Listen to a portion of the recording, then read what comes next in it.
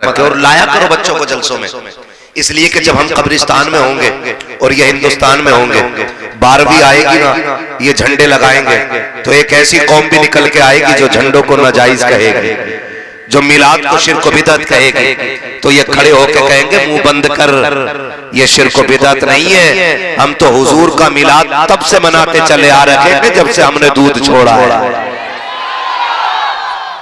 इसलिए इन बच्चों को जलसे में लाया करो ताकि इन्हें हुजूर के मिलाद का पता चले। वरना लंबे कुर्ते वाले मुख्तसर पजामे वाले मामला खराब कर देते हैं। मैंने गाली नहीं दी, हकीकत बोला, मुख्तसर पजामा बोला है, नेकर नहीं, मुख्तसर में छोटा है ना। तो ऐसे लोग भी आएंगे जो दिक्कत पैदा करेंगे। इन बच्चों को लेके आओ ताकि इन्हें पता चले कि हम हुजूर के हैं और हुजूर हमारे हैं। मैं इन बच्चों के माँ बाप को दुआ दे के कहता हूं, अल्लाह इन बच्चों के माँ बाप को जन्नती बना दे, क्योंकि ऐसे बच्चों को परवरिश दे रहे हैं कि जो बच्चे हुजूर के लिए अपना वक्त और अपना आराम कुर्बान कर रहे हैं, है ना। वरना लोग इश्क करने के लिए एक उम्र होती है चच्चा, है ना भाई, इश्क करने की एक उम्र होती है। लोग आशिक तब बनते हैं जब अकल आती है, लोग दीवाने तब बनते हैं जब अकल आती है। इनसे पूछो लंदन क्या है पता नहीं, पेरिस क्या पता नहीं, कश्मीर क्या है पता नहीं, इनसे खूबसूरत जगहों के नाम बताओ, नहीं जानेंगे। कब जानेंगे? जब ये समझदार हो जाएंगे। लेकिन इन नासमझ बच्चों से पूछो हुजूर कौन है, तो ये छोटे बच्चे भी कहेंगे सरवर कहूं के मालिक व मौला कहूं तुझे, बाग़े खलील का गुले ज़ेबा कहूं तुझे, तेरे तो बस वह तनागी से है बरी, हैरान हूं मेरे शाह मैं क्या क्या कहूं तुझे। गोया ये बच्चे कहेंगे कि दुनिया को अक्ल वाले जानते हैं और हुजूर वो है जिन्हें दुनिया जान करके अक्लमंद बन जाया। ये मेरे हुजूर के रिश्ते का कमाल है। खुदा सलामत रखे। तोते देख रहे कितने बड़े होते बेटे, बिल्कुल ठीक कही, इतने बड़े होते। तोता कैसा होता? चोंच लाल। बाजार में जाना, दो तरह के तोते होंगे। एक तोता आप पूछोगे कितने का, तो वो कहेगा 150 रुपए का, और सेम वैसे ही दूसरा तोता पिंजरे में होगा, उससे पूछना ये कितने का, वो कहेगा 5000 का। अब आप उससे ये पूछना ये 150 रुपए वाला भी हरा है, 5000 वाला भी हरा है, चोंच इसकी भी लाल इसकी भी लाल, कीमत में फर्क क्यों? तो दुकान वाला बताएगा ये जो 150 रुपए का है ना, ये बोलता नहीं है। समझ रहे बात? ये 150 रुपए वाला जो है ये बोलता नहीं है, और ये 5000 का इसलिए क्योंकि ये बोला करता है। तो कीमत किसकी ज्यादा होती है, बोलने वालों की या? हाँ तो फिर बोलेंगे, कितनी जोर से बोलेंगे? बोले जरा सुभान अल्लाह। ठीक है, ये महफिल हुजूर के मिलाद की खुशी में सजी है ना, मिलाद मुस्तफा के हवाले, मिलाद मुस्तफा के हवाले से सजी। याद रखें कई बार ना लोग ऐसी भी दलीलें लेके आएंगे कि सहाबा ने मिलाद मनाया था, अबू बकर ने मिलाद मनाया, कि उमर ने मिलाद मनाया। मैं कहता हूँ सीधी सी एक बात जवानों उनसे कहो कि सहाबा तो छोड़ो, हजरत आदम से लेके ईसा तक एक नबी बता दो जिसने मेरे नबी के आने का ऐलान ना किया हो। मैंने बहुत ऊपर की बात की है, एक नबी बता दो जिसने उनका मिलाद ना मनाया, जिसने उनका मिलाद ना मनाया। हजरत आदम से ईसा तक हर नबी ये कहता रहा कि वो आने वाले हैं, वो आने वाले हैं, वो आने वाले हैं, और जब आ गए तो हर सुन्नी कह रहा है वो आ गए हैं, वो आ गए हैं, वो आ गए हैं। फिर क्यों ना हर गली से आवाज आए सरकार की आमद, आका की आमद, मक्की की आमद, मदनी की आमद। और यही तो इसे लोग शिर्क कहते हैं, इसे लोग नाजायज कहते हैं। तो सुनो, चलो आला हज़रत को नहीं मानते मत मानो, उनके ऊपर की बात करो। मुहद्दिस देलवी जिन्हें वहाबी भी मुहद्दिस मानते हैं, इंसाफ के साथ बात कर रहा हूं, वहाबी भी जिन्हें मुहद्दिस मानते हैं, जिनकी हदीसों को वहाबी भी पढ़ते, वो क्या कहते हैं?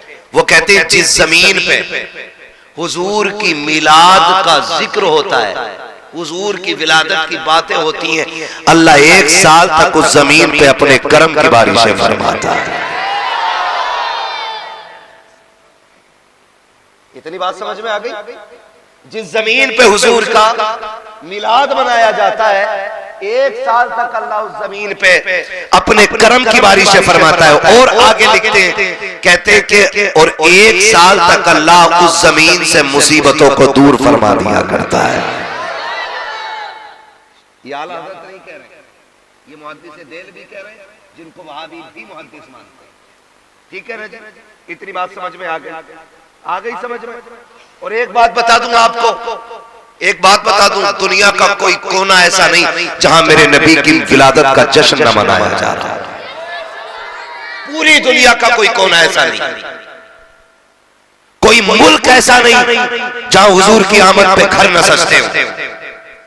आला हज़रत को कुछ मुल्क वाले जानते हैं, हर मुल्क में आला हज़रत को नहीं जाना जाता, लेकिन जहां आला हज़रत को नहीं जाना जाता वहां भी मिलाद मनाया जाता है। उनसे पूछो आप मिलाद कैसे मनाते हो, तो वो कहते हैं ये मिलाद आज का तरीका नहीं है, हमने अपने बाप से सीखा है, उन्होंने अपने बाप से सीखा है, उन्होंने अपने बाप से सीखा है, उन्होंने अपने बाप से सीखा है। यहाँ तक बताया गया कि ये जो मिलाद मनाया जा रहा है ये आला हज़रत के दौर से नहीं बल्कि मदीने वाले मोहम्मद के दौर से मनाया जा रहा है। सुभान अल्लाह। ये बहुत पहले से मिलाद मनाया जा रहा है, तो मुबारकबाद पेश कर आपने हुजूर का मिलाद सजाया। और एक मोटी सी बात, मोटी सी बात, एक बात बताओ, हुजूर किसके? बोले हुजूर किसके? हमारे हैं ना। तो उनकी बात करने के लिए हमें दलील ढूंढनी पड़ेगी, कोई एविडेंस, कोई सबूत, कोई प्रूफ कि भाई उनकी बात करनी है, किस किताब में लिखा है।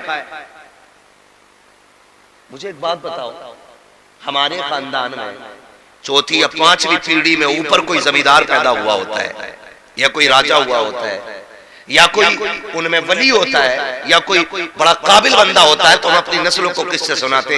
अबे सुन, हमारे तीसरे नंबर के जो बाप थे ना, अल्लाह ने उन्हें बड़ा इल्म दिया। बताते कि नहीं बताते? उन्हें बताने के लिए कोई हवाले की जरूरत होती है, कोई कहता कि किस किताब में लिखा है। एक बात बताओ, जब हुजूर हमारे हैं तो उनकी बात करने के लिए अलग से दलील की जरूरत क्या है? उसके लिए भी कोई दलील की जरूरत है? हुजूर हमारे हैं तो अब हम उनकी बात सिर्फ जलसे में नहीं, सिर्फ महफिल में नहीं, हम तो तन्हाई में भी नबी नबी करेंगे, हम तो बिस्तर पे भी नबी नबी करेंगे, हम तो खेतों में नबी नबी करेंगे, हम मजदूरी करने जाएंगे तब भी नबी नबी करेंगे, हम किसानी करेंगे तब भी नबी नबी करेंगे, और डंके की चोट पे कहेंगे कि नात खानी मौत भी हमसे छुड़ा सकती नहीं, कब्र में भी मुस्तफा के गीत गाते जाए। हाँ जी, अल्लाह सलामत रखे। तो ये नबी का जिक्र है, हुजूर का मिलाद है। खुदा करे हर साल और धूमधाम से मनाया जाए, मनाएंगे इंशाअल्लाह। और ये फिक्र मत करना कि भीड़ नहीं आई, हुजूर की बारगाह में भीड़ नहीं, दिल देखे जाते हैं, दिल देखे जाते हैं। आपको क्या लगता है हाजिरी खाली मेंबर वाले लोगों की लगेगी हुजूर की बारगाह में? नहीं, हुजूर की बारगाह में इस बच्चे की भी हाजिरी लग गई है, इन छोटे छोटे बच्चों की भी हाजिरी हुजूर की बारगाह में लग गई है। हुजूर से फरिश्ते कहते होंगे, या रसूल अल्लाह, देखे ना छोटे छोटे बच्चे भी महफिल में आपको याद कर रहे हैं। हाँ, तो हुजूर को खबर जाती है। हुजूर को मेरे नबी ने फरमाया, साहब फरमाया, जो दिल से दुरूद पढ़ता है मैं अपने कानों से सुनता हूँ, और जो बेदिली से पढ़ता है उसका दुरूद फरिश्ते लेके आते हैं। तो हुजूर का नाम जब भी लो ना तो दिल से ले लेना, ताकि डायरेक्ट बात हुजूर तक पहुंचे। करेंगे ना? और अगली बात करूंगा, बड़ी बात करने लगा हूं, अल्लाह करे ये बात हजम हो जाए। मिलाद, झंडे, एक बात और कही जाती है, ओ भाई इतने झंडे लगा रहे हो, इनकी क्या जरूरत है? इसकी जगह गरीबों में दुपट्टे बांट दो। इन झंडों की क्या जरूरत, 4 दिन बाद उड़ जाएंगे। मुझे एक बात बताओ, झंडे, अगर मैं झंडे पे बात करूं तो इलेक्शन आ रहा है, बड़ी बड़ी कमजोरी से बोल रहे हो। हाँ, तो मैं जो बोलूं जवाब भी दो, सुनने का मतलब ही है। इलेक्शन आ रहा है कि नहीं? है ना, बड़ा वाला इलेक्शन होता है तो आपने देखा होगा साइकिल का झंडा लगा होता है किसी के दरवाजे पे, कौन सी पार्टी का माना जाता है वो, है ना, और हाथी का झंडा लगा होता है तो मायावती का, और अगर पंजे का ऐसे झंडा होता है तो कांग्रेस का, है ना, समझ रहे हैं ना इतनी बात, और अगर फूल का झंडा लगा होता है तो बीजेपी का ना, क्या मतलब झंडे से पता लगा लेते हैं कि ये कौन सी पार्टी का बंदा है।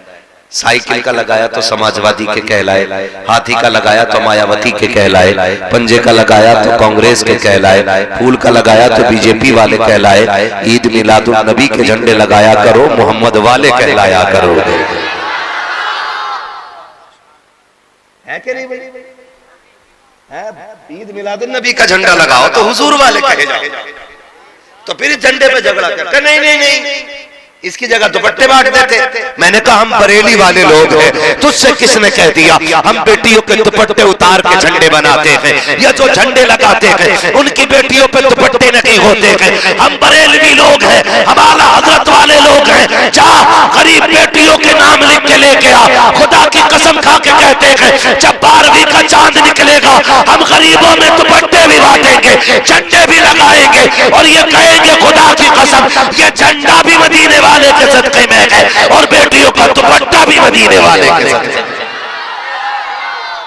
नारे रिसालत, नारे रिसालत, मसला के आला हजरत हजरत अल्लामा मुफ्ती अहमद रजा साहिब किबला, नारे तकबीर। यार जब हर पार्टी का एक झंडा हो सकता है तो मेरे हुजूर का झंडा नहीं होगा? होना चाहिए कि नहीं? क्यों नहीं होना चाहिए भाई?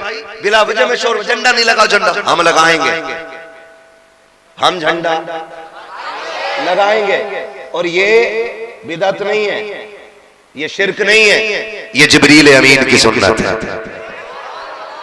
जिब्रील अमीन की सुन्नत है। और याद रखिएगा जो हुजूर की विलादत का जश्न मनाता है ना, जो उनकी विलादत का जश्न मनाता है, हुजूर उस पे खास तवज्जो फरमाया करते हैं, हुजूर उस पे खास तवज्जो फरमाते हैं। बेटा पैदा हो ना किसी घर में, बेटा मुखिया पूरे मोहल्ले को लड्डू बांट रहा है, कुछ भी नहीं है, मोबाइल बेच दिया चच्चा ने, लड्डू बांटो भतीजा है। अगर बेटों की हम खुशी मना सकते हैं तो मदीने वाले मुस्तफा की खुशी क्यों नहीं मना सकते हैं? यही तो मसला है। फिर कहते नहीं नहीं नहीं इस दिन तो इंतकाल हुआ था हुजूर का, 12 वफात, ये जो जुमले बोले जाते हैं ना ये वहाबियों के दिया हुआ जुमला है। 12 वफात, वफात मींस मौत, वो ये अजबर कराना चाहते हैं कि 12 तारीख को हुजूर का विसाल हुआ है। मैंने कहा चलो मान लिया कि 12 तारीख को हुजूर का विसाल हुआ, मान लिया, लेकिन मिलाद हम फिर भी मनाएंगे।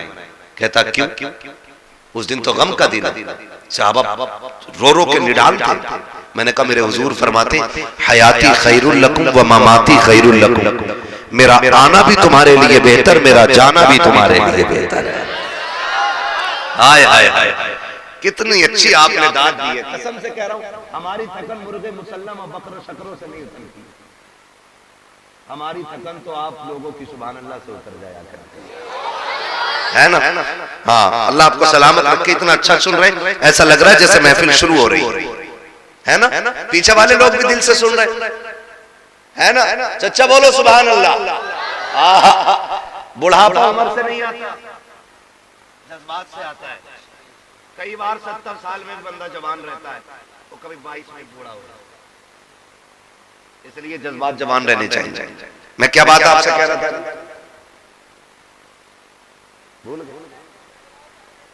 भूल गए आप लोग? नहीं ना, मैंने क्या कहा था आपसे? हाँ, सलामत में दे। ये 12 वफात कहलवाया जाता हमसे, 12 वफात, ठीक है, इसलिए ताकि हमें ये असबर करा दिया जाए कि हुजूर मर गए।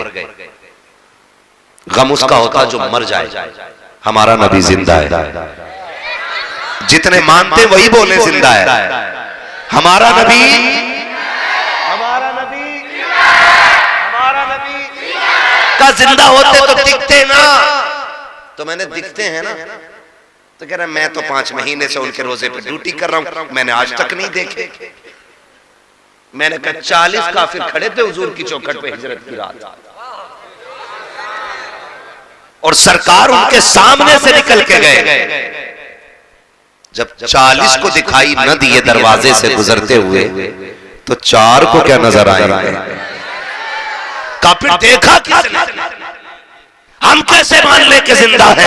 मैंने कहा तू नहीं मानेगा। हुजूर उन्हें दिखाई देते हैं जो अदब से जाया करते हैं, जो इश्क से जाया करते हैं। कहा कौन गया? कहा मेरा इमाम अहमद रजा गया है, बरेली का ताजदार मदीने गया है, और एक तमन्ना लेकर के गया था, सरकार बगैर देखे आप पे सलाम पड़ा है, पूरी जिंदगी बगैर देखे आपकी नाते पड़ी है।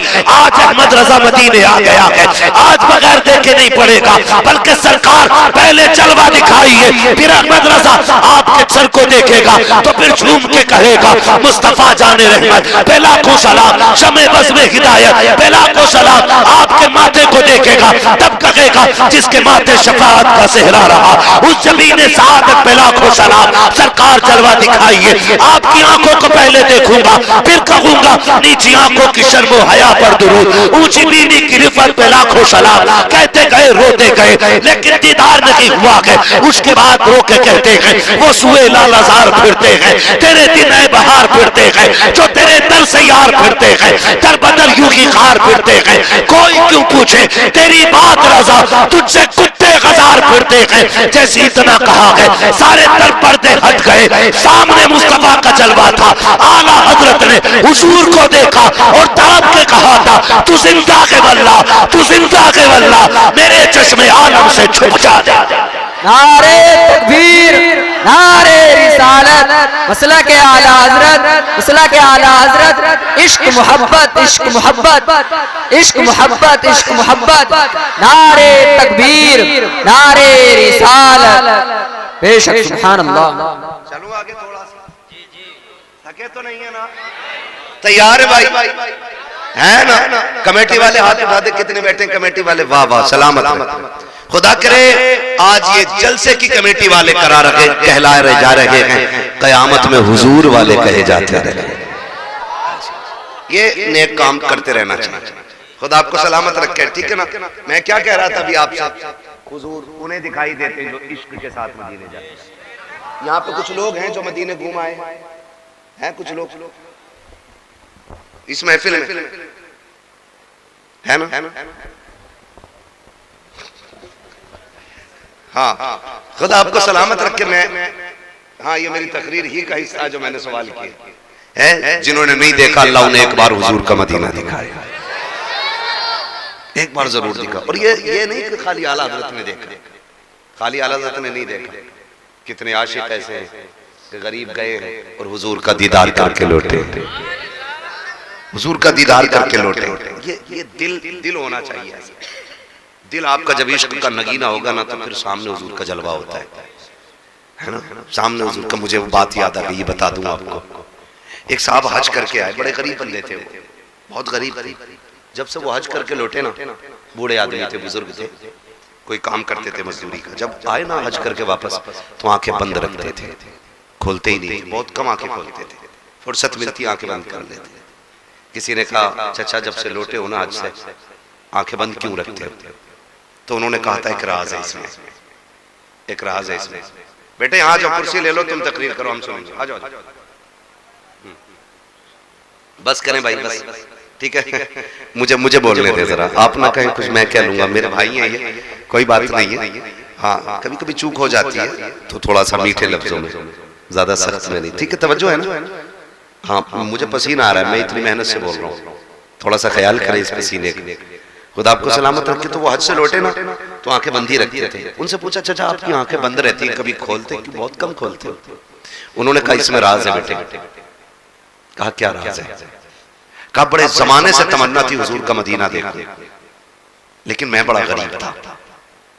एक जमाना लग गया तैयारी करते करते, एक जमाने तक पैसा इकट्ठा किया, और आखिरी पड़ाव में जिंदगी के हुजूर के मदीने में हाजिरी हो गई। कहा जब मैं हुजूर के रोजे पे पहुंचा, मैं दीवाना था और बड़ी तड़प थी मेरे सीने में।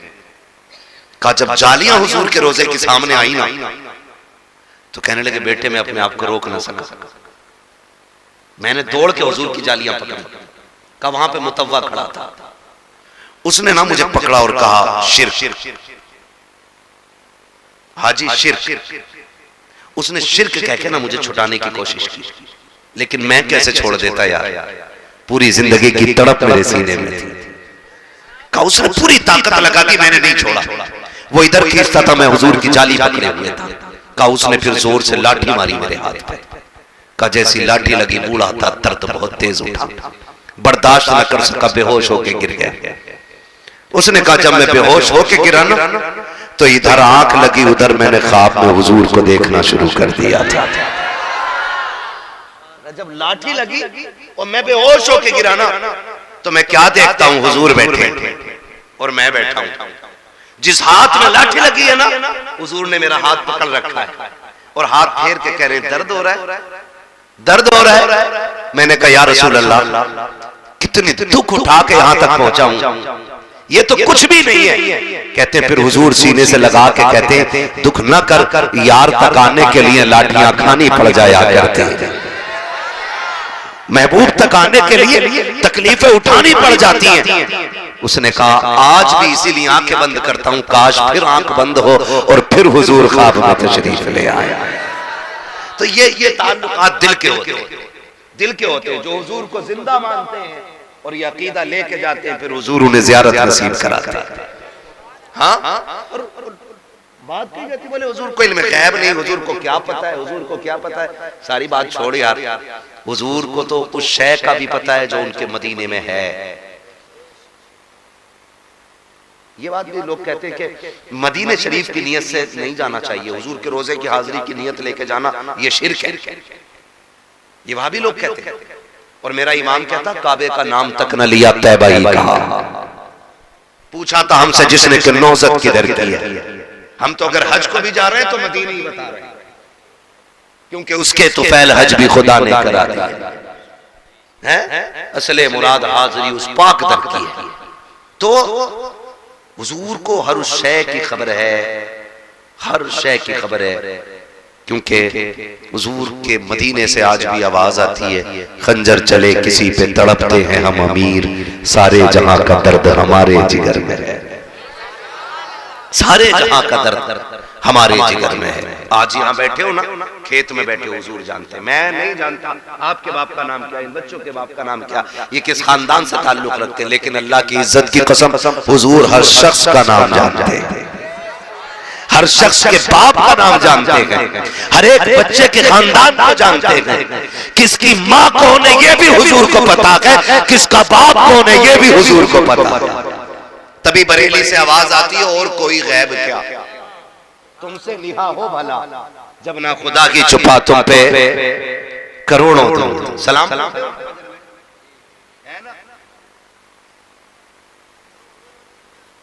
माशाल्लाह, तो वही मैं चाह रहा हूं, आवाज आती है, ठीक है ना, जब ना खुदा की छुपा, थक गए हो नहीं थके, फिर बोलो जब ना खुदा की छुपा तुम पे करोड़ों दरूद, ठीक है ना।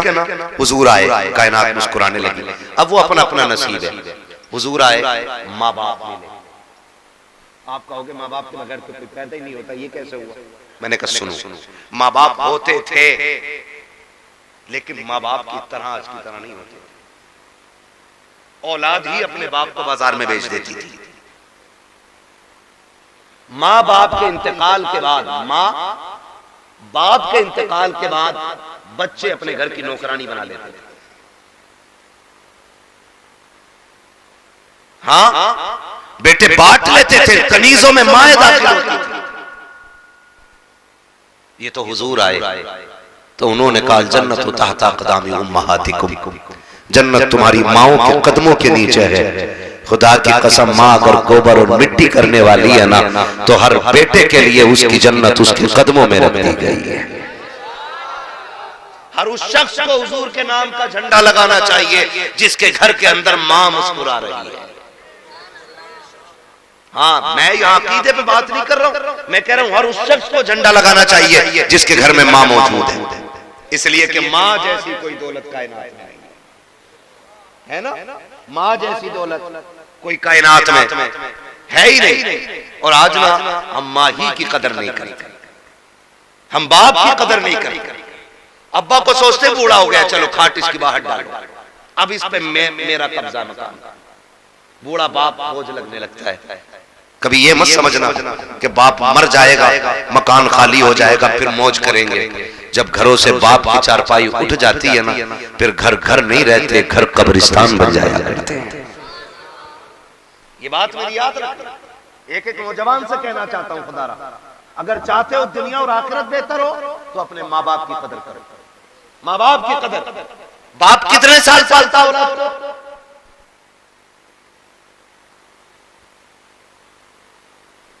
बोलो 25 साल कम से कम है ना, 20 साल बाप पालता है। और यही बाप इस औलाद के कंधे पे जब आता है ना, तो इससे 2.5 साल नहीं पलता है। 2.5 साल इससे नहीं पलता है। कह रहा नहीं जी दवा बड़ी महंगी है, यहां से ले लो मेडिकल, डॉक्टर की फीस मुश्किल है, यहीं से ले लो। नौजवानों अगर बाप मांग ले तो बदन की खाल उतार के दे देना, खाल उतार के दे देना। इसलिए कि अगर खाल उतार के उसके पैर का जूता बना दो तब भी उसके एहसान का बदला पूरा नहीं हो सकता। और याद रखिए, 2 लोगों को अल्लाह सजा दुनिया में ही देता है। कितने लोगों? 2 लोगों को। 2 तरह के जुल्म करने वालों को सजा दुनिया में दे दी जाती है। नंबर 1, जुल्म करने वाले सजा दुनिया में ही पाए। कभी पड़ोसी पर सितम ना करना, कभी तंग ना करना पड़ोसी, वरना वो दिन आएगा कि खून के आंसू रोने पड़ेंगे। जितना सताओगे पड़ोसी को, उससे बुरे दिन तुम्हारी जिंदगी में आए। आज तो मजाल है, जिसके पास पावर है, जिसके 4 बेटे लट्टे चलाने वाले, वो तो फिर किसी से दबी नहीं रहे। वो कह रहा देख लूंगा, बोले अरे बुरा गुड्डू कट्टू पप्पू को आज लट है ना, आज कुछ भी कर ले, लेकिन एक दिन वो भी आएगा कि जिस दिन तेरी हड्डियां साथ छोड़ेंगे, तेरी कमर का दर्द बढ़ जाएगा, तेरी जबान नहीं खुलेगी पूरी तरह, तब तेरे बेटे भी तेरे साथ खड़े नहीं होंगे। आज इन्हीं बेटे के जोर पे ना गरीब को जीने नहीं दे रहा। कह रहा निकलना बंद कर दूंगा यहां से, निकलना है कि सभा में मेरे आगे निकले। ये ताने होते हमारे, किसी पे सितम न करना। जानते हो, मुझे बात याद आई, एक बादशाह था, उसका महल था, महल, बादशाह का महल। तो महल के एक कोने में ना अंदर को दब के थोड़ा सा एक बूढ़ी का झोंपड़ा था, बूढ़ी औरत का छप्पर। बादशाह चाहता था कि ये छप्पर हट जाए और मेरे महल की दीवार सीधी हो जाए, ये बादशाह चाहता था। और औरत भी बूढ़ी थी और बड़ी पक्की थी। उसने कहा जान दे दूंगी लेकिन हवेली नहीं छोड़ूंगी। का बुढ़िया इस छप्पर में क्या, इससे बड़ी जमीन ले ले, हम बड़ा मकान बना देते हैं। उसने कहा नहीं, ये मेरे बुजुर्गों की यादगार है। आज कितने बेवकूफ है ना, जैसी अब्बा मरे कह रहा मकान तोड़ो जल्दी से, नया बना, ये पेड़ काट दो, ये आंगन में अच्छा नहीं लग रहा। ओ बेवकूफ है वो लोग जो अपने बड़ों की यादें मिटा देते हैं। तुम नहीं जानते हो, जब बाप कब्रिस्तान में होता है ना, तो इसी पेड़ के साये में बैठ के उसके दामन की हवा का एहसास हुआ करता है। जिन दीवारों को बड़ी तेजी से गिरा देते हो ना, यही दीवारें अपने बुजुर्गों की ताकत का एहसास दिलाती हैं। इन्हीं हवेलियों को तोड़ने वाले पुराने लोगों की यादगार मिटाया ना करो, मिटाया ना करो। अब्बा मरा नहीं, फौरन उसने कहा पूरी ने नहीं दे सकती, कहा तुझे बड़ा मकान दे दिया जाएगा। कहा बड़ा मकान तुम्हें मुबारक हो, मैं बड़ा मकान नहीं चाहती हूँ, मुझे मेरा छप्पर काफी है। सबने समझाया नहीं मानी, कहा क्यों नहीं छोड़ना चाहती। तब उसने कहा था कि इस मकान से मेरे बुजुर्गों की यादें जुड़ी हैं, इसके छप्पर में मेरे बाप की यादें हैं, इसकी दीवार में मेरे खानदान की यादें हैं। अगर ये छप्पर दीवारें चली गई तो मेरे बुजुर्गों की याद चली जाएगी। ये कह के वो इनकार करती रही। बादशाह इंतजार करने लगा। एक दिन जब वो औरत किसी काम से बाहर गई, बादशाह को मौका मिल गया। उसने जल्दी जल्दी भीड़ लगा करके उस हवेली को हटाया, छप्पर को हटा करके महल की दीवार सीधी कर दी। कुछ वक्त के बाद जब बूढ़ी लौटी, उसने देखा उसका वहां पे मकान नहीं था। उसने पूछा क्या हुआ? का बादशाह ने दीवार सीधी कर ली गई, तेरा छप्पर तोड़ दिया गया है। उसने एक चीख मारी, आसमान की तरफ देखा और रो के कहा था मालिक, जब मेरा मकान तोड़ा जा रहा था मैं तो नहीं थी, मगर तू कहां था? तू बता दे, क्या तू ये मकान नहीं देख रहा था? तेरे सामने मेरा मकान तोड़ा गया है। या अल्लाह फैसला फरमा दे। जैसे उसने इतना कहा है, अल्लाह ने बादशाह के पूरे महल को ऐसे की जमीन के अंदर धसा दिया, दफन कर दिया और दुनिया को बता दिया, ओ लोगों जुल्म न करना, इसलिए कि जालिमों को सिला दुनिया की में दिया जा। नंबर 1 जुल्म न करना, जालिम को दुनिया में सजा दी जाती है। नंबर 2 माँ बाप के नाफरमान, इनको भी सजा दुनिया में ही दी जाती है।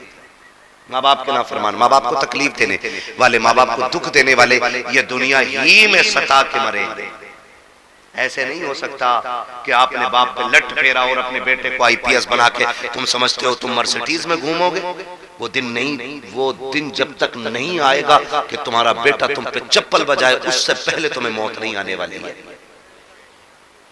इसलिए नौजवानों से कहना चाहता हूं, माँ बाप की इज्जत करो, माँ बाप की कदर करो। ये सबसे बड़ी दौलत है, ये सबसे बड़ी दौलत है।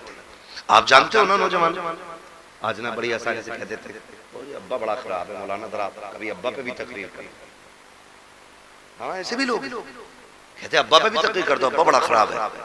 याद रखिएगा, बाप कोई खराब नहीं होता है, बाप कोई खराब नहीं होता है, खराब होती है हमारी सोच। क्या बाप इतना खराब है, मैं जमीन ही नहीं दे रहा, मैं मजदूरी कर रहा हूं, तो सुन वो मालिक है, शरीयत ने उसे हक दिया, वो बिल्कुल ना दे। आप कौन होते हो जबरदस्ती लेने वाले? आप कौन होते हो जबरदस्ती लेने वाले? बाप बाप होता है। और कह रहा जी अब्बा हमसे प्यार ही नहीं करते। कहा क्यों? कहा मुझे कुछ हो जाए तो अब्बा बैठा रहता, लेकिन अम्मा बहुत प्यार करती है। कहा क्यों? कि एकदम रोने लगती है अम्मा। याद रखो, माँ इसलिए जल्दी रोने लगती है क्योंकि उसका दिल नर्म होता है, और बाप इसलिए नहीं रोता क्योंकि वो घर का सुकून होता है, पिलर होता है एक फैमिली का। अगर वो टूटा तो परिवार टूट जाएगा, अगर वो भी रो दिया तो कोई तसल्ली देने वाला नहीं बचेगा। आप कैसे कह सकते हो आपका बाप प्यार नहीं करता है? नाज आया हो तो आजमा लेना। कभी आप काम से देर से वापस आओ तो अगर माँ बेचैन होती है तो नींद अब्बा को भी नहीं पड़ती है। वो भी बार बार पूछता आया ना अभी लड़ना, आया कि नहीं अभी लड़का, क्यों पूछ रहा है, इसे सो जाना चाहिए ना। खुदा की कसम बाप भी ना तुमसे माँ की तरह प्यार करता है। ये अलग बात है, वो तुम्हें रो के नहीं दिखाता कितना प्यार करता है। जानते हो आप कितना प्यार करता? सिर्फ आंसू ही ये प्यार की जमानत नहीं होते, कुर्बानियां भी प्यार की जमानत होती है। कुर्बानियां जिनके लिए माँ बाप छोड़ देते हो ना, जिस दिन तेरी रीढ़ की हड्डी टूट गई ना, उसी दिन तलाक लेके निकल लेगी। हाँ, एक अमीरजादा एक्सीडेंट हुआ, कमर की हड्डी टूटी, उसके हाथों ने काम करना छोड़ दिया, बीवी ने कहा तलाक दे, तुझसे अपने कपड़े नहीं पहने जाते, तू मुझे क्या रखेगा। उसने रो के कहा था, कई साल बीत गए, जब भी आंख खुलती है ना तो मेरे बिस्तर पे मुझे माँ नजर आया करती है, मुझे बाप नजर आया करता है। इनके लिए माँ बाप छोड़ दिया आपने। अब्बा से कह रहा होश में रहना, मेरी बीवी से कुछ मत कह दे। हाँ, उसकी कोई गलती नहीं है, गलती सारी तुम्हारी है। बाप 22 साल पढ़ाते और बीवी एक रात में पढ़ा के पेटेंट कर देती है। मैं ये नहीं कहता कि अपनी बीवी का हक मारो, मैं ये नहीं कहता बीवियों को सताओ, मैं ये नहीं कहता किसी की बेटी की आंख में आंसू लाओ, लेकिन मैं ये कहता हूं कि बीवी का भी हक अदा करो और साथ में माँ बाप का भी हक अदा किया करो। माँ बाप का भी। कभी देखो सर्दी की रातें आए तो देखो, हाथ में लाठी लेकर के रोड पर में बूढ़ा खड़ा मिलेगा, उससे पूछो क्यों खड़ा, कहेगा बेटा काम पे गया अभी तक नहीं आया। कितना प्यार करता है तुमसे। कुर्बानियां जानते हो इसकी कितनी है? कितने लोग स्कूल में पढ़े हुए हैं या पढ़ते हैं या पढ़ रहे हैं, बताएंगे हाथ उठा के हैं? माशाअल्लाह। आप लोगों ने, इतने लोगों ने स्कूल में पढ़ाई की है? चलो कोई बात नहीं, हम नहीं पढ़े तो इंशाल्लाह अपने बच्चों को पढ़ाएंगे इंशाल्लाह, वादा करो इंशाल्लाह बच्चों को पढ़ाइए। और एक नारा याद रखो, आधी रोटी खाएंगे, ये नारा याद होना चाहिए, आधी रोटी खाएंगे, बच्चों को पढ़ाएंगे। क्योंकि वो दौर नहीं है कि आप अपना हक बम बारूद और तलवार से लें, अब दौर कलम का आ गया, कलम का आ गया। आप लाख कोशिश कर लें आपकी बस्ती आगे बढ़ जाए, अगर जाहिल रहोगे तो आगे नहीं बढ़ेगी। आप 1 लाख कोशिशें कर लेना कि आपकी बस्ती का नाम हिंदुस्तान के मशहूर कोनों में आ जाए, चाहो जितनी चाहो ताकत लगा लेना, अगर अनपढ़ रहोगे आगे नहीं बढ़ सकते हो। चाहो गारंटी है मेरी, अपने बच्चों को IAS बना दो, IPS बना दो, अगर बस्ती छोटी भी है हिंदुस्तान की बड़ी किताबों में नाम आएगा, हिंदुस्तान की बड़ी महफिलों में नाम आएगा। पता ये चला, कामयाब होने की होते हैं जो पैसे वाले होते हैं, कामयाब होने की होते हैं जो ताकत वाले होते हैं, कामयाब वो होते हैं जो तालीम वाले होते हैं, जो कलम वाले हुआ। इसलिए पढ़ाएंगे इंशाल्लाह। हाँ, जो नहीं पढ़ेंगे या तो मजदूरी करेंगे, और आगे तुम्हें मजदूरी नहीं मिलने वाली, ये भी लिख ली, आगे तुम्हें मजदूरी नहीं मिलने वाली। नाम पूछ के ना अब्दुल करीम के नहीं है जगह, नाम ज़ीशान नहीं है जगह, फिर क्या करो? चोरी, डकैती, या फिर भी खुदारा बदल दो अपने आप को। बच्चों को पढ़ाओ, बच्चों को पढ़ाओ, इसलिए कि जो चीज बम बारूद से हासिल नहीं की जा सकती वो कलम से हासिल की जा सकती है। और ये जो बहाने बनाते हैं ना, ये बहाने नहीं यार, असल में बता, मैं ना मुसलमान था इसलिए फेल कर दिया। ये मुसलमान की वजह से फेल नहीं हुए, ये फेल इस वजह से हुए हो कि तुम 8वीं क्लास तक गांव के स्कूल में जाकर के खिचड़ी खाते रहे। 10वें का एग्जाम आया, तुम्हारे बाप ने मास्टर से कर ली सेटिंग, या तुमने, और पास कराने के उसे 2-4 हज़ार दे के नकल करके पास हो गए। तो जो हाई स्कूल में नकल करके पास होगा वो किसी लायक नहीं हो सकता है। हो सकता है? बोलो, नहीं हो सकता ना। मैं तो ये कहता हूं किसी मर्ज का इलाज बन जाओ। फिर मरीज धर्म नहीं देखते, जब पेट में दर्द होता है ना तो मरीज दवा ढूंढता है, धर्म नहीं। आप बनो तो किसी चीज का इलाज। हम तो बोझ बन के रह गए जमीन, हम एक बोझ से ज्यादा कुछ नहीं है जमीन। किसी मर्ज का इलाज नहीं है। मुझे एक बात बताओ, लॉकडाउन लगा, तुम्हारे गांव में भी लगा है भाई? तुम्हारे गांव में लगा था क्या नहीं, ये पूछ रहा हूं। है बीड़ी का बंडल क्या रुपए का बिका? हाँ, और वो तंबाकू जो खाते हैं वो क्या बोलते हैं, खैनी, वैसे कितने की मिलती है? और उसके लिए भी कितनी जोखिम कर रहे थे। पता चल जाना कलुआ ने दुकान खोल रखी है, तो कह रहा अच्छा, तो ना कहा दुकान तो बंद है, कहा नीचे को हाथ डालिए खुद अंदर से मंडल निकल जाएगा। यही था ना,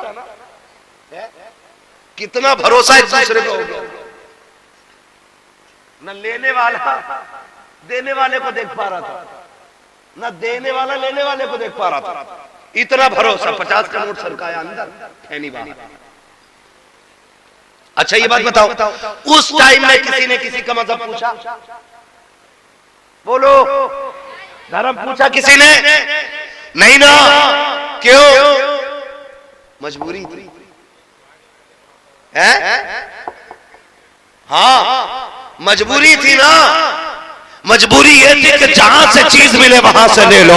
जरा सा लॉकडाउन लगा, तुमने सबसे दोस्ती के हाथ बढ़ा लिए, फिर कोई दीवार और कोई फासला नहीं रह गया था। मुझे बता तो सकी, अगर जरूरत कोई बन जाता है तो फिर सैयद भी शेख के दरवाजे पे खड़ा है, शेख फकीर के दरवाजे पे खड़ा है, फकीर तेली बड़ाई के दरवाजे पे खड़ा है। अगर जरूरत ना हो तो एक दूसरे को जलील समझते हो, अगर जरूरत ना हो एक दूसरे को बगल में नहीं बैठा पाते हो।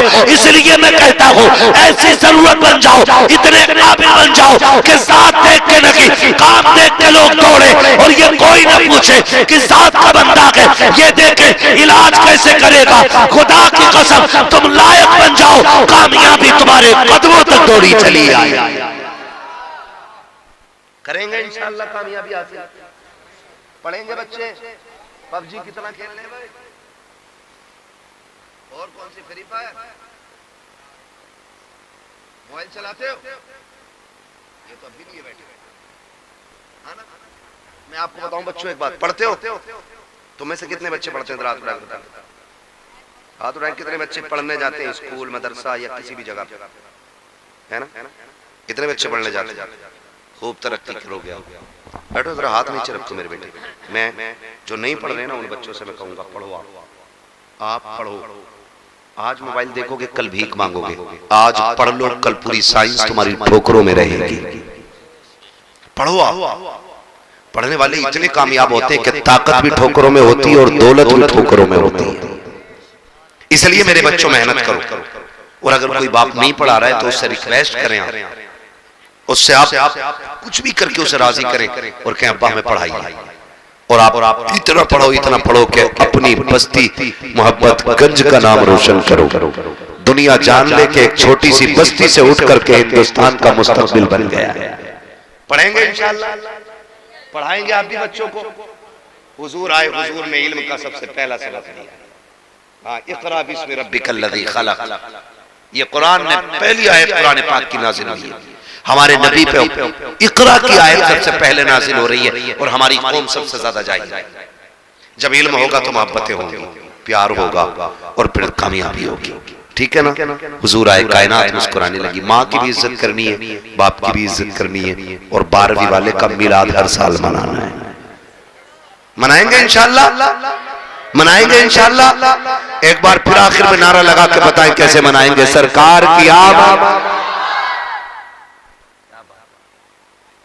इतनी जोर से नारा लगाओ कि आवाज वहां तक पहुंचे जहां तक लोग सुन पाए। ठीक है ना?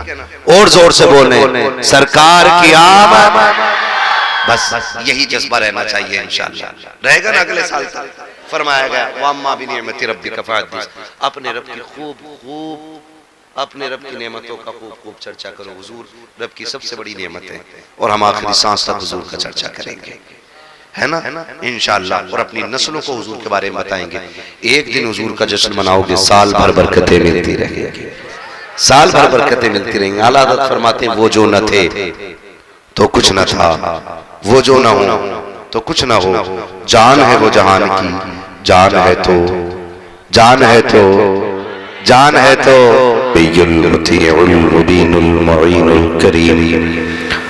वनहनु अला ज़ालिका लमिन अश-शाहिदीन वश-शाकिरीन वल्हम्दुलिल्लाहि रब्बिल आलमीन। या खुदा बहरे जनाबे मुस्तफ़ा इमदाद कुन, या रसूल अल्लाह अज़ बहरे खुदा इमदाद कुन, या शहीद करबला, या दाफ़िए करबो बला, गुलरुखा शहज़ादे गुलगुम क़बा इमदाद कुन, गौसे आज़म ज़माने बेसर उसामा मददे, क़िबले दी मददे काबे ईमा मददे, बगिरदा बे बला उस्ताद कश्ती, मदद कुन मदद कुन मदद कुन, या मुईन अद्दीन चिश्ती, क़ादिरी यमनारे, या गौसे आज़म ज़लम, दमज़ शेख अहमद रज़ा खां क़ुत्ब आलम ज़लम, बलगल उला बिकमालिही कशफ़त दुजा बिजमालिही, हसनत सल्लु अलैहि व आलिही।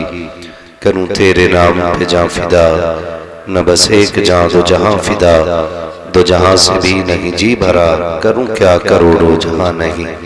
जिसको अपने नबी से जितनी मोहब्बत हो, कोशिश करें उतनी ही आवाज के साथ रसूल और आले रसूल की बारगाह में दुरूद व सलाम की डालियां निछावर कर लें। पढ़ें बावाज़े बुलंद, अल्लाहुम्मा सल्ली अला सय्यिदिना व शफीइना व नबिय्यिना व मौलाना मुहम्मदिन मअदिल जुदी वल करम व आलिहि व अस्हाबिहि व बारिक व सल्लिम सलातुन व सलामुन अलैका या रसूल अल्लाह सल्लल्लाहु तआला अलैहि वसल्लम। मैं सबसे पहले मुबारकबाद पेश करता हूँ तमाम अरकान कमेटी, बानियाने जलसा और हुजूर के उन तमाम दीवानों को जिन्होंने अनथक मेहनतें की और इस महफिल को सजा करके हमें और आपको अल्लाह और उसके रसूल की बातें करने का मौका फराहम किया। कमेटी को हुजूर की विलादत का सदका अता फरमाए और सैयद कायनात के बाबा के सदक़े में सबको हुजूर के शहर की हाजिरी नसीब फरमाए। पहले ये बात बता दें, महफिल तो सारे ही लोगों की है ना, सभी लोगों का जलसा है ना, या इसमें भी कोई इलेक्शन है? नहीं ना, इसका इलेक्शन तो हो चुका है। कब कब आलम अरवाह में हो चुका है, ठीक है ना। ये इंतखाब तो अल्लाह ने कर लिया है कि हुजूर की उम्मत में मुझे और आपको पैदा किया गया, ठीक है ना। तो जब महफिल सभी की है तो ये मुझे ग्रुप बंदियां समझ में नहीं आ रही है ना। वो पीछे बच्चे कुर्सी पे बैठे हुए हैं, बेटे उठो कुर्सी से जरा आगे आ जाओ, और इतने आगे आओ कि मेरे पास आओ, इधर आओ, इधर इधर इधर आ जाओ। हाँ, थोड़ा सा आगे जाओ। आप ना बोले, मैं खुद बात कर लूंगा, आप जहमत न करें। जो भाई मेरे खड़े अगर ये यहाँ जाए तो बहुत अच्छी महफिल हो जाए। यकीन करें आपको देख के मन करेगा तकरीर करने का, ठीक है ना। आप वहां से उठे और वहीं बैठ गए, है ना। देखिए मैं आपको बता दूं, ये जरूरी नहीं है कि महफिलें बड़े मजमों से कामयाब होती हैं। मैं तो आपकी बस्ती को देखते हुए मुबारकबाद पेश करता हूं कि इतनी छोटी बस्ती में इतने बड़े हुजूर के आशिक रहते हैं। हाँ बेटे, घुटने छोड़ दे, ये उम्र घुटने पकड़ने की। हाँ, 12 साल में घुटने पकड़ोगे तो फिर 52 साल में क्या करोगे? हाँ, खैरियत है भैया लोग। अगर आप लोग भी इधर आ जाए ना तो बड़ा अच्छा लगे, और अगर दामाद हैं इस गांव के तो कुर्सी पे ही बैठे रहो ना। अगर इज्जत की ज्यादा टेंशन दामाद को रहती है, बस अगर आ जाए, क्योंकि थोड़ा माहौल बन जाए। ये महफिल हुजूर की है, और याद रखिएगा इस महफिल में वही लोग करम पाते हैं जो इस महफिल में छोटे होके बैठा करते हैं। हाँ, ये सामने बच्चे बैठे हैं, मैं बच्चों आपसे कहूं, बड़े ना बोले, सिर्फ छोटे बोल दें जरा सुभान अल्लाह। इतने कमजोर बच्चे मैंने कहीं नहीं देखे, मैं बच्चे अलग अलग बैठे तो आवाज अलग अलग से आएगी ना। अगर ये बच्चा पार्टी उठ के आगे आ जाए तो फिर एक साथ बड़ी पार्टी बन जाएगी। मैं पहला आदमी हूं जो बच्चों को आगे बुला रहा हूं। आराम से बेटे, आराम से आओ, मेरे सामने आओ, आज तकरीर सुनाऊं तुम्हें। हाँ, बैठो आराम से, लेकिन बोलोगे नहीं बेटा ज्यादा, ठीक। कौन सा?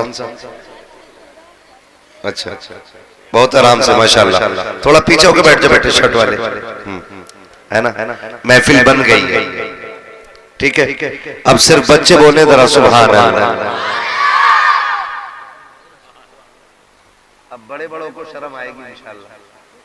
देखते हैं आप बच्चे ज्यादा ताकतवर हैं ये साहब या बड़े ज्यादा ताकतवर हैं? ये हमारे भाई हाशिम भाई मुरादाबादी इतने अच्छे नकीब हैं, अगर कोई खतीब ना भी आए ना तो पूरा जलसा कामयाब कर लेते हैं।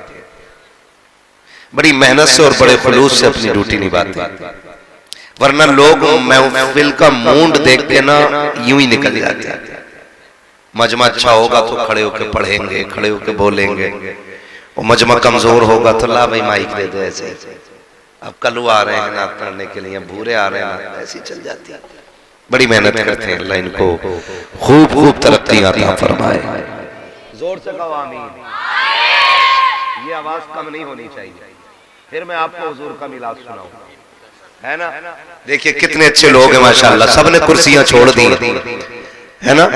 अभी सैयद साहब कबला सैयद नईमुद्दीन साहब इतनी खूबसूरत नात पढ़ रहे थे कि अगर वक्त होता ना और मुझे भी कल कहीं नहीं जाना होता तो फिर 1 घंटा नात ही सुनते आपसे। बहुत खूबसूरत नात पढ़ते हैं और बड़े अदब और बड़े तहजीब के दायरे में पढ़ते हैं। ना नाचना ना कूदना, इस खूबसूरती से नात पढ़ते हैं। कैसे लोगों को सुनो नात यहाँ पढ़ते हुए तो दिल खुद ब खुद हुजूर के मदीने चला जाया करता है। क्या बात है, लग रहा है जैसे महफिल शुरू हो रही है। हाँ, क्या नाम है इस बस्ती का अपने? क्या बात है, कितना खूबसूरत नाम है, मोहब्बतगंज। अब तो लोग पैसे देकर के मोहब्बत नहीं दे पाते, है ना। ये मोहब्बत वालों की बस्ती है, टेंशन की कोई बात नहीं है। इंशाल्लाह महफिल इतनी अच्छी हो जाएगी कि लोग सोचेंगे हम गए क्यों नहीं थे जलसे में, है ना। हाँ हाँ, कमेटी वाले हैं यहाँ पे? हैं कमेटी वाली? हाँ, कुछ लोग पीछे भी है क्या? नहीं, वो सीढ़ी पे बैठने तो भाई उनका काम ठीक है, वो डंडा लेकर बैठे। डंडे वाला आदमी ऊंचे ही बैठा हुआ अच्छा लगता है ना। ठीक है, अपनी ड्यूटी आप करें और हम अपनी ड्यूटी कर रहे हैं, ठीक है ना। जितने हुजूर की मोहब्बत में बैठे, मैं वही कर सकता हूँ। अल्लाह सबको आज की रात के सदके हुजूर का मदीना दिखा दे। या अल्लाह जो इससे जोर से आमीन कहे उसे इसी बार माँ बाप के साथ हुजूर का मदीना दिखा दे। जो और ज्यादा जोर से आमीन कहे, या अल्लाह तेरा क्या जाता है, वो सोए ख्वाब में उसे हुजूर की जियारत नसीब करा दे। इतनी ताकत है आपके अंदर। और अभी और भी है, ये मिंबर वाले भी आमीन कहेंगे इंशाअल्लाह। ये बहुत बड़ी जमात, यकीन करें, ये किसी के चचा होंगे, किसी का कोई भतीजा होगा, इनमें किसी का कोई भैया होगा, ठीक है ना। लेकिन जानते हो ये सारे रिश्ते बाद में हैं और हुजूर के दीन की विरासत का रिश्ता सबसे पहले होता है। हाँ जी, ये सबसे बड़ी बात है कि ये हुजूर के दीन के वारिस हैं। हम लोग क्यों महरूम रहते हैं, उसकी वजह यह है कि हम कदर नहीं करते। हम कदर नहीं करते और चीज कदर वालों को मिलती है, चीज कदर वालों की मिलती है। आपने अमीर देखे होंगे, पुराने अमीर, हमारे बड़ी उम्र के लोग बैठे, ये गवाही देंगे इस बात की कि इन्होंने इतनी सी उम्र के अंदर ना अपने 60, 65, 55 साल की उम्र में कितने अमीरों को गरीब होते देखा होगा और कितने गरीबों को अमीर होते देखा होगा। है नहीं ऐसा भाई? मैं इतनी सी उम्र में देख चुका हूँ कि जो सैकड़ों बीघों के मालिक थे, आज उनके पास फूटी कोड़ी नहीं बची। वक्त बदलते देर नहीं लगती है, चीज उनको मिलती है जो कदर वाले होते हैं। हाँ, कदर वाले होते हैं। आपको मैं मुबारकबाद पेश करूं, मेरा दिल कर रहा है कि बार बार मुबारकबाद पेश करूं। क्यों जानते हो? मैं इस बच्चे को खड़े होना बेटे, जरा ए खड़ा हो, इधर खड़ा हो बेटा, खड़ा हो जाए, एक मिनट खड़ा हो, जल्दी खड़ा हो। ये कितने साल का बच्चा है बताएं जरा, कितने साल? बेटे बंद करिए से मोबाइल को, वरना हम घर ले जाएंगे अपना आपका मोबाइल। क्या साल का होगा? 5 साल का। टाइम कितना हो रहा है? 4 बज गया है।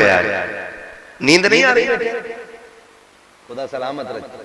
अब मैं आपसे पूछूं, इतने छोटे बच्चे को बिस्तर पे लेट करके अब तक सो जाना चाहिए, लेकिन ये नहीं सोया है। ये खेत में, जमीन पे, गीली जमीन पे बैठा है। हाशिम भाई, कोई तो रिश्ता होगा ना जो इस बचपन में भी बिस्तर से उठा के जंगल में ले आया है। कोई तो चाहत होगी बेशक, जिसने माँ के आंचल से उठा के इस जंगल में बैठा दिया है लेकर के। तो खुदा की कसम सबको कहना पड़ेगा, ये बच्चे भी अगर बैठे ना तो इस उम्मीद पे बैठे हैं, सुना के आप हर आशिक के घर तशरीफ। वाह वाह, क्या बात है, वाह, जिंदाबाद जिंदाबाद। को अपना मानते वही बोले जी, वाह। और अपने जैसा जो मानता है वो बिल्कुल ना बोले। जो अपना मानता है सिर्फ वही बोले, और जो अपने जैसा मानता है वो बिल्कुल ना बोले, क्योंकि नबी हमारे जैसे और हम नबी के जैसे।